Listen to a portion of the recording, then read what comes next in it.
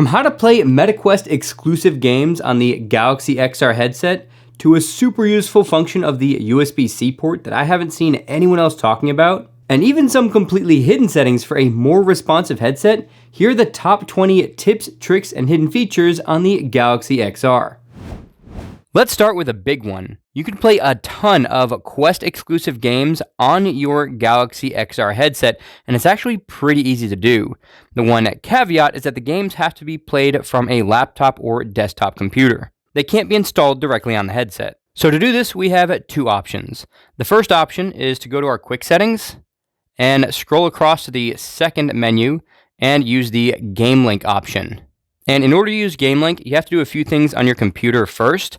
So the first thing you need to do is install the Game Link application from the Microsoft Store. Then you have to make sure SteamVR is also installed on your computer. And that's all you need to get SteamVR up and running. So if you have any VR games downloaded on Steam, you'll be able to play those with just those two applications. But if you want to play the meta games, you have to download the MetaQuest Link application as well and get that installed. Then once you have these three applications installed, you then need to install Revive, and you got to get that from GitHub. And the installation process for Revive is a bit more complicated, so I'll link a YouTube video in the description to show you guys how to do that. Now, once all of that is done, if I turn back around and I go ahead and connect to my computer, you'll then be taken right into SteamVR and you can see all of your games. And once Revive is installed, you'll also see any MetaQuest Link games you have downloaded. But this method isn't the best. I mean, the image quality is decent, but the tracking on the controllers isn't quite as good for things like Beat Saber. Like, it works, but it's not excellent. And some games have issues with pushing the left thumbstick. So the second option is a lot easier, and it's a way more robust option in my testing. Okay, so I've exited Game Link, and I'm back to my main launcher in the Galaxy XR headset. And from here, you're going to want to go to the Play Store. Then search for an application called Virtual Desktop. So as you can see, I already have it installed, and this is a $25 application, but trust me, this is absolutely worth the $25, especially after comparing it to Samsung's Game Link option. And once this is installed, you'll also need to install the Virtual Desktop application on your computer. So if I turn back around again, you'll see I have the Virtual Desktop website here, vrdesktop.net. Then you're going to want to download the Streamer app and install that onto your computer. And you'll of course need the MetaQuest Link application installed, as well as SteamVR if you want to play those games as well. And you'll also want to make sure that all of your drivers are also updated for MetaQuest Link. And once the Virtual Desktop app is installed, you'll need to go to Accounts and add your Google account, whichever Google account you're using on your Galaxy XR headset. And this will let your headset find your computer. Once that's all done, come back to the Virtual Desktop app and open it. Once the app opens, you'll just need to select your computer to connect to it. Then you're going to want to go to Streaming, and this is where you change all of your VR gaming settings. And the first thing you want to do is update your VR graphics quality to match your GPU. So I have an RTX 4090, so I'm going to select this option. Then you can also select 90 FPS if your computer supports it. The VR bitrate is set to 78 megabits per second by default, and that's a pretty good quality. You can run this all the way up to 200 megabits per second, again, if your computer and network can handle it. But just remember, the higher this bitrate is, the more latency you're probably going to have, which is the delay between when you do something with your controllers and when you see it on the screen. And that matters a lot for games like Beat Saber. I've typically been setting mine to about 100, and that works pretty well for me. Another really important setting I need to point out is this synchronous space warp option. If you notice that one of your screens is flickering in the middle of the game, you're going to want to jump into here and disable this setting, and that should fix the flickering issue. This is a problem that I ran into, so I just keep this disabled. The last thing I'm going to do is show the performance overlay, which gives me all of the stats for the game at the bottom in real time, so you guys can see how the game is performing. But if you're just going to be playing some VR games on your own and you're not trying to measure your system performance, I would keep this disabled. When you're ready to actually launch a game, you're going to go to the Games tab here and select from these games. You have your Oculus games at the top and your Steam games at the bottom, and you need to launch them from here. Do not launch your games from your desktop because they're not going to run as smoothly. So let me go ahead and grab my controllers, then we'll jump into Hubris and check out the graphics quality. So here we are in the game, and everything just looks absolutely amazing. Like, this is truly incredible. You can see the stats at the bottom. We are hitting that 90 FPS with about a 40 some odd millisecond latency, kind of jumping around a little bit there. And the amount of detail is just absolutely incredible. Let's go ahead and hit this here. And if I step into this pod, even like all this detail back here, like hopefully you guys can see it in the video. Like, it's really really detailed.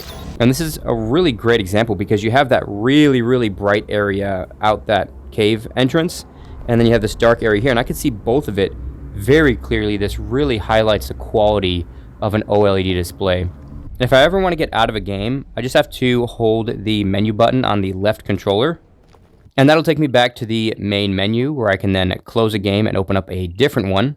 And while we're here, let me open up Beat Saber really quick just to show you guys how well this works and to see if this is really even playable. Because Beat Saber is one of those games where you need a really low latency, which is the delay from when you do something with the controllers and when you actually see it happen on the screen. So let's go ahead and try an Expert Plus level and see what happens. So as you can see, Beat Saber is definitely playable at the Expert Plus levels. But I did notice occasional loss of tracking with the controllers. And I also noticed that if I swung my hands too hard, the swings wouldn't register correctly either. Now, I'm not sure if that's an issue with Samsung's tracking on the controllers, or if it's an issue with trying to play Beat Saber over wireless. But this is also the first week that the headset was released, so hopefully we see some improvements to the wireless streaming and controller tracking in future updates. But the bottom line is, yes, you can play Beat Saber casually, but if you want to be super competitive with it and play only Expert Plus levels, then you're not going to get quite as good of an experience on the Galaxy XR headset.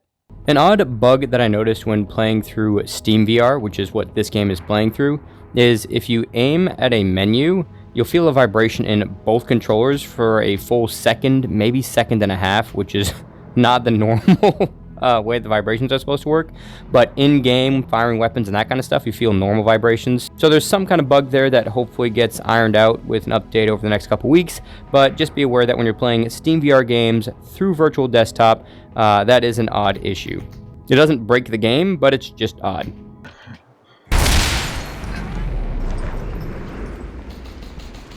Oh my goodness, I hit him with the rocket launcher from here. That's awesome. If 2D gaming is more your speed, you can of course download any games from the Google Play Store, like Call of Duty for example. Then you can grab an Xbox controller and you can pair this to the headset and play this Call of Duty game with the controller. And if you want to make the screen a little bit bigger, you can just grab it and pull it towards you, or you can push it further away, but you can't actually scale it. Like if I grab the corner, I can't make this bigger or smaller. Maybe that feature will come in a future update, but at least you can make it a little bigger by just bringing it closer. But the really cool thing I want to point out with gaming on this is that while you can obviously use a controller for all this stuff, you can also use your eyes to select things. So if I just look at the word multiplayer and pinch my fingers together, it selects it. And if I look at the word start and pinch my fingers again, it'll select it as well. That's crazy. Looks like I need to do a download, so I'll just look at the OK and pinch again, and that gets selected. Like, this is just absolutely incredible. And it's a really fun way to interact with a game. And even with things like a UAV, I can just look at it and pinch my fingers, and it'll call in the UAV. Like, that's so cool. Obviously, I could use a directional pad too, and that'll obviously work, but it's just pretty fun to be able to look at it, pinch my fingers, and have it selected too. So playing 2D games from the Play Store is pretty cool, but what if you want to play Xbox games with cloud gaming? Well, if you download the Xbox Cloud application, and I open that, you'll see that for some reason, none of the games support cloud gaming. Even if I scroll down here, right, this is just PC and Xbox, but I can't activate any cloud games from here, which is really surprising. However, if I back out of here, and I go into the Chrome browser, and I navigate to xbox.com/play, then sign into my account with the profile icon in the corner, I'll be able to scroll through these games, and you'll see that cloud gaming is supported here. So if I select Halo Infinite, it says I need a controller. That's fine. I just move the control stick. It recognizes the controller and starts the game. And what's great about playing Xbox on the Galaxy XR headset is I can actually resize these windows to something absolutely massive. This is just ridiculously big, and the resolution's actually really impressive. Like, this doesn't look bad being blown out to something so massive. You'd think it would, but no, this looks super sharp, and I'm really impressed with this. Something that doesn't work here though is controlling stuff with your eyes. So if I look down at the close menu and I pinch my finger, nothing happens. So eye tracking gets disabled when you get into this mode. I'm gonna hit the B button to close. And now everything's just gonna be controlled through the controller itself. The only time I can use my eyes is if I go into the Xbox menu and now I look around at things. You'll see that some things are selected. Then I can pinch and it'll select that option. If you want the widest possible field of view with a Galaxy XR headset, you can actually completely take off the forehead plate and use the headset like this. It won't be quite as comfortable, but it will get your eyes noticeably closer to the displays, and it'll significantly widen up that field of view. Now let's take a look at some hidden settings. So we're going to jump into the settings. We're going to scroll all the way down. We're going to click About Headset, then Software Information. Then we're going to click on the build number about 7 times. 3, 2, 1. Now we need to enter in our PIN. And now you'll see developer mode has been turned on. To get to the developer options, we need to go to General Management. Scroll to the bottom, and you'll see developer options there. Now if we scroll, I think it's about halfway down. Yeah, it's a little more than halfway down. You can see where the scroll bar is right here. And you can actually change your window animation, transition animation, and animator duration scales. So if I take these and I set them to 0.5, that'll make all of my animations faster. So when I pull up the home menu, it'll snap up a lot faster. If you want it even faster, you can go ahead and turn these animations off completely. And if you're wondering how I'm clicking so quickly, it's because I'm just looking at the thing and clicking. So again, that is such a cool feature, is just using your eyes to click stuff. It's a lot of fun to use. Anyways, so now if I pull up the menu, it just appears, right? There's no animation. It just opens right up. Same for like minimizing applications. They just pop away instead of slowly disappearing.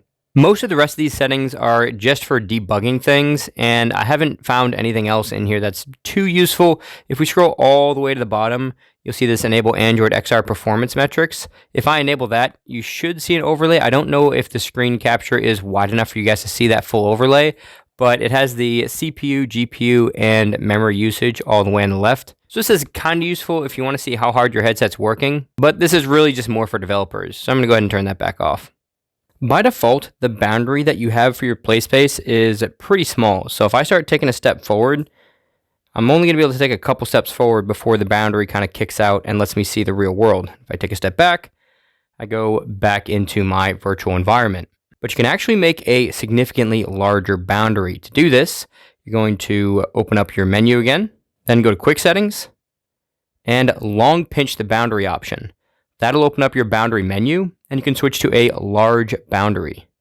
Now if I look down, I can see the space of the larger boundary, and I can move around to see where that's going to put me. And now when I hit confirm, and I start walking around, you can see that I can move a whole lot further before that boundary kicks in. Right, so now I'm right up to the monitor. So if you have a really big play space and you like to play VR games that let you kind of walk around in the space and interact with different items, and you notice that you can't walk around too far because you have too small of a boundary size, this is how you fix that. If you have a Samsung phone, you can stream whatever your headset's seeing to the phone. But doing this isn't quite as obvious as you'd think. So if you open up your menu and you go to your quick settings, you're going to have to enable this feature here called Phone Link. When you click this for the first time, it's going to take you through a setup process, and a part of that setup process is installing the XR application on your phone. Now that it's installed and the application and headset are now linked to each other, if I open up that menu again and go into the quick settings, then select Smart View, I'll be able to see my Galaxy Z Fold here in these options. And when I select this, it's going to mirror whatever the headset's seeing to the phone.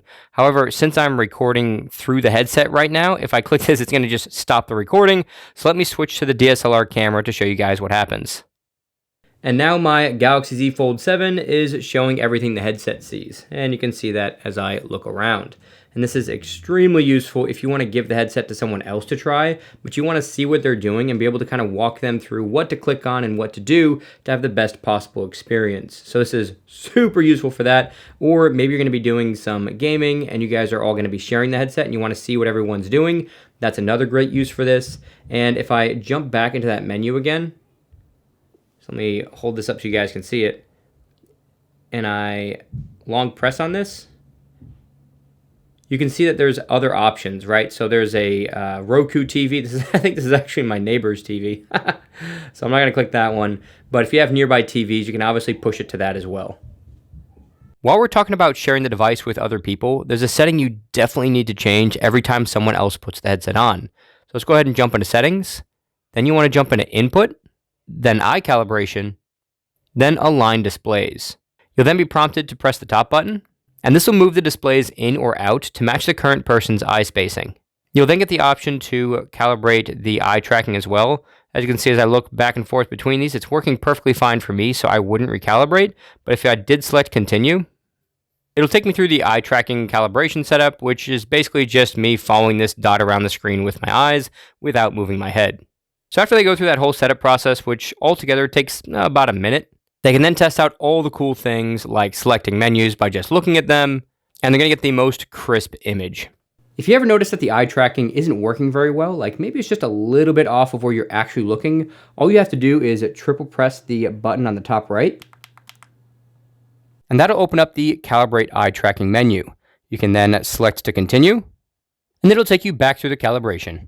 While we're talking about different input methods, if I scroll down here a little bit and jump into the advanced features, then labs, there are more input options here. And a really cool option is the ability to show your real hands. So if I select this and then put my hands in front of the menus, you'll see that my hands just kind of appear in front of them, which is pretty neat. Now, it's not the best. You could still see the background kind of between my fingers a little bit, especially as I move them around quickly. One caveat with the show real hands option, though, is that if you go into a fully virtual environment, it defaults to virtual hands. But you can force your real hands to be shown in this environment as well.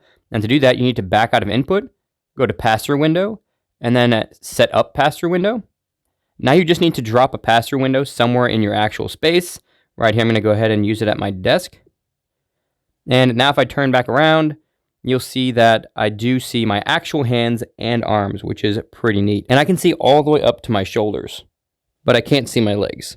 So this is really cool, but it doesn't work the best. As you can see, as I move my arm around, you can see the background of the room behind my hands. And I've seen a demo of Apple's version of this with the Apple Vision Pro, and it's significantly better. Like, you don't see the background behind your hands. But I'm hopeful that over time, Samsung will be able to push some updates to the headset to clean this up. The next really cool option here is Direct Touch Everywhere. So if I select this, then bring the menu closer to me, I can actually tap on the menu itself. So if I want to go back, I can just touch the menu. If I bring up my different applications, I can just tap one of them to open it. So this is a really neat way to interact with it. You do obviously need to bring things closer to you so you can actually reach it to tap on it, but you can just tap anything you want. Search, you just want to reach out and hit the menu. That's a really easy way to do it. But now that that's off, right, poking does nothing. Use eye aiming only is something that I don't recommend because it turns off the ability to reach out and select something by pinching.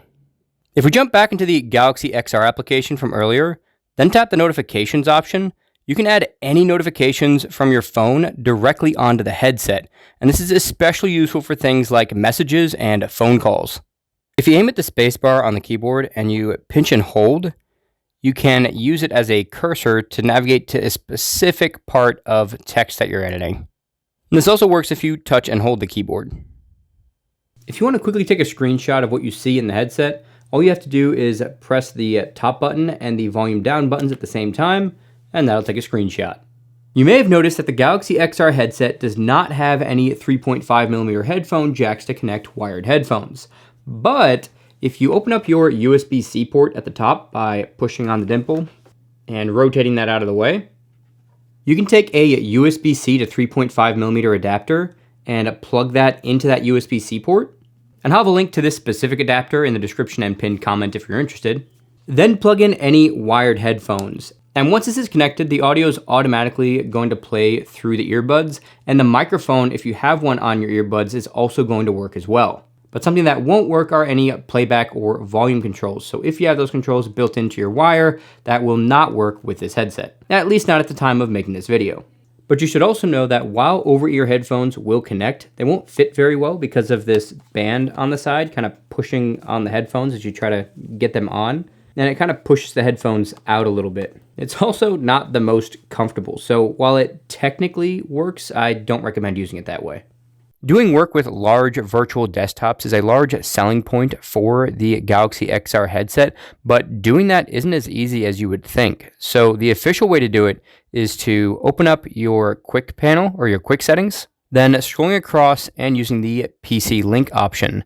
But the problem is you need to have a Galaxy book to do this. But this isn't helpful if you don't have a Galaxy book. So I'm going to show you guys 2 different ways to do this if you don't have a Galaxy book. So let me close out of here and we'll jump into the first method, which is to actually use the game link option that I showed you guys a little bit earlier. So if I select this, I can connect to my computer and load into Steam VR, which is what I'm going to need to get into the desktop mode. So once you load into Steam VR, you're going to press the menu button on the left controller. That's going to bring up this menu here. Then on the bottom, you're going to see a desktop option. If I select this, I'll be able to see my actual desktop on a absurdly huge screen. I can then select the float in world option and rotate and push this around wherever I'd like. And this is an okay working experience, like it'll technically work, but the resolution isn't as sharp as it could be. And as far as I could find, there's no quick pass-through mode so I can actually see my keyboard. That said, when you take the blinders off of this headset, you can actually see the keyboard and mouse pretty well anyway, so this is technically a viable option. But if you want the best work environment that's currently available, that's going to be virtual desktop. And to get to that, we're going to close out of this by closing out Game Link. And I'm going to put these controllers down because I'm not going to need these anymore. And we're going to reopen the virtual desktop application that we were looking at earlier. So now we're back into virtual desktop, and right away you could tell that the environment is way higher resolution. I can easily see all of the icons, easily read the text. And if I want to bring up the virtual desktop menu, I turn my left hand towards me and pinch, and the menu comes up here. If I go into environments, I can switch to pass-through, and now I can see the real world and my virtual monitors. If I reach above the monitor, I can change some parameters on it. So if I want to adjust the height, I can hold that and move it up and down.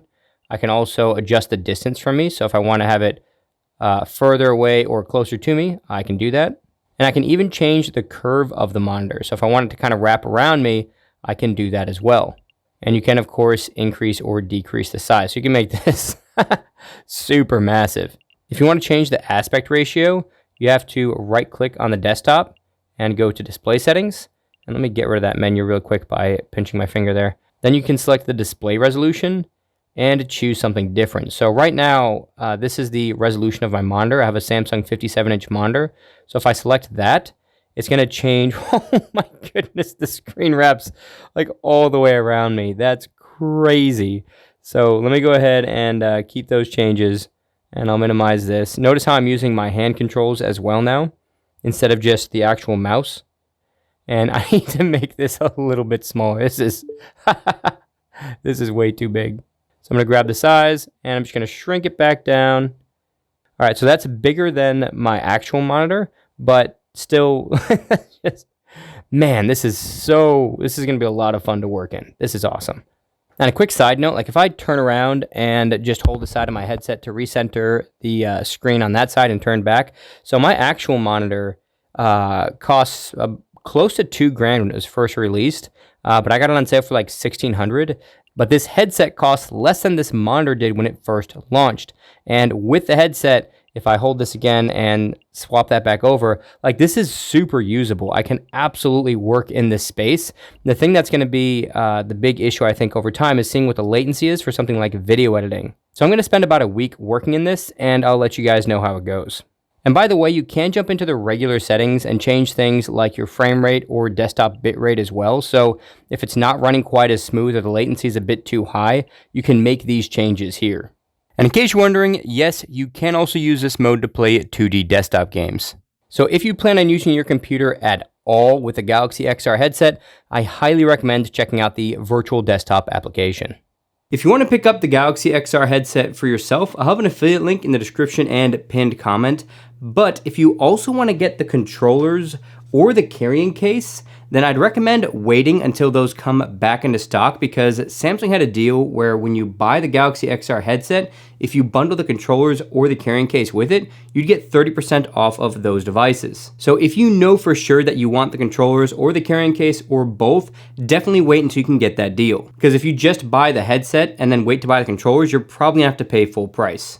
But if you're watching this video a few days after it's been posted, definitely check the description and pinned comment, because when I do see the controllers and carrying case come back in stock, I'll let you guys know down there. And again, since those are affiliate links, it does really help out the channel when you guys use that, and it's actually how I'm able to afford to purchase the products I review on this channel. So I just want to say a massive thanks to anyone who's been using those links because you make these videos possible. And if you just want to learn more about the Galaxy XR headset, definitely check out this video here where I do a complete unboxing of the headset, controllers, and carrying case, and do a full walkthrough of all the products. Then consider subscribing and turning on notifications if you want to see more Galaxy XR coverage. That's it for this tech episode. Jesus loves you guys, and I'll catch you in the next one.